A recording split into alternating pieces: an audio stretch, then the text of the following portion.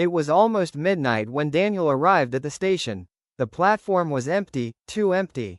No announcements, no people, no sound, except the distant echo of a train horn somewhere in the darkness. But the strange thing was, no train was scheduled that night, and the train that finally arrived wasn't supposed to exist. Daniel Harper had just finished a long shift at work. The last bus had already left, so the train was his only option. But the moment he stepped onto the platform, something felt wrong. The station looked abandoned. The digital clock above the platform blinked 11:47 p.m. And then it froze. 11:47, the same number, over and over. Daniel checked his phone. No signal, no internet, just silence. A cold wind blew through the empty station, carrying a faint metallic sound from the tracks. Then suddenly, the speakers crackled to life.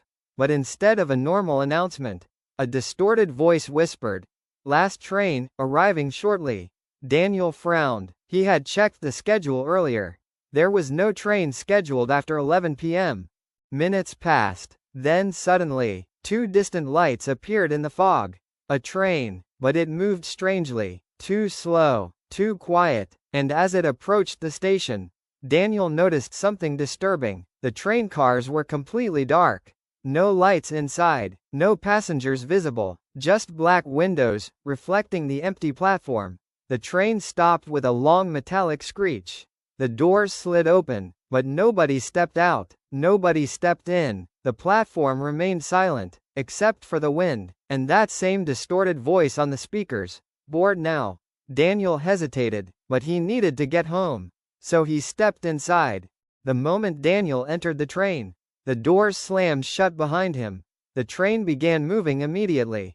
Faster than normal. Daniel looked around. At first the train seemed empty. But then he noticed something in the corner of the car. A woman, sitting completely still, her face hidden behind long black hair. Next to her sat an old man staring directly at the floor. None of them moved, none of them blinked, and none of them looked alive. Daniel sat down slowly, trying not to stare, but something felt horribly wrong. Because every passenger on that train had extremely pale skin, and none of them were breathing. After a few minutes, the speakers turned on again, but this time the voice sounded clearer and colder. Next stop, final destination.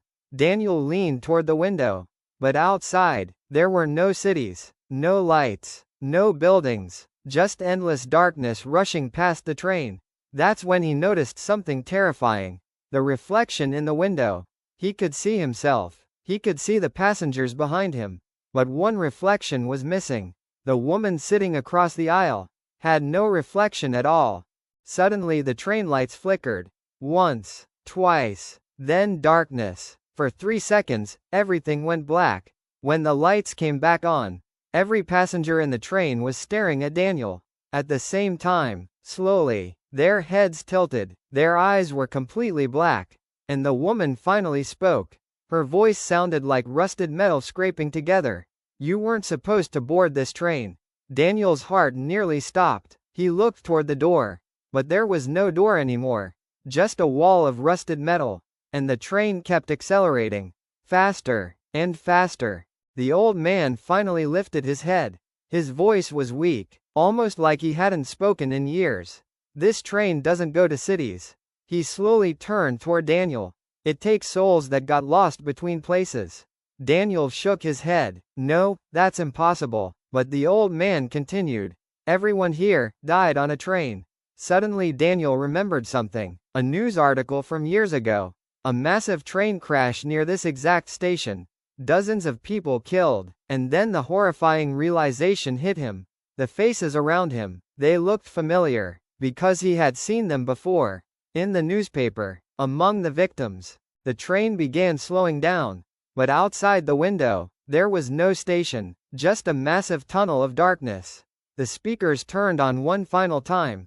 Final stop. The doors opened, and beyond them was nothing. No ground, no platform, just a black void stretching endlessly. One by one, the passengers stood up and walked into the darkness, disappearing instantly. Then the woman turned to Daniel. "You're not dead?" She whispered. But you almost were. The train suddenly jolted, the lights exploded, and everything went black. Daniel wakes up on the station bench at sunrise.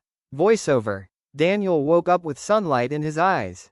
He was lying on a bench at the station. Morning commuters walked around him. Everything looked normal. The digital clock read 7:12 a.m. Daniel rushed to the ticket counter. Was there a train here last night? The old station worker frowned. Son, this station stopped running night trains after the accident. Daniel froze. What accident? The man pointed to an old newspaper clipping on the wall. A headline from 20 years ago. Midnight train disaster, 47 dead. Daniel looked at the photo, and his blood ran cold. Because standing among the victims was the woman from the train, watching him, smiling. Daniel never took a train again, but sometimes, late at night, when the wind is quiet, he still hears the sound of a train passing through town. Even though there are no tracks anymore,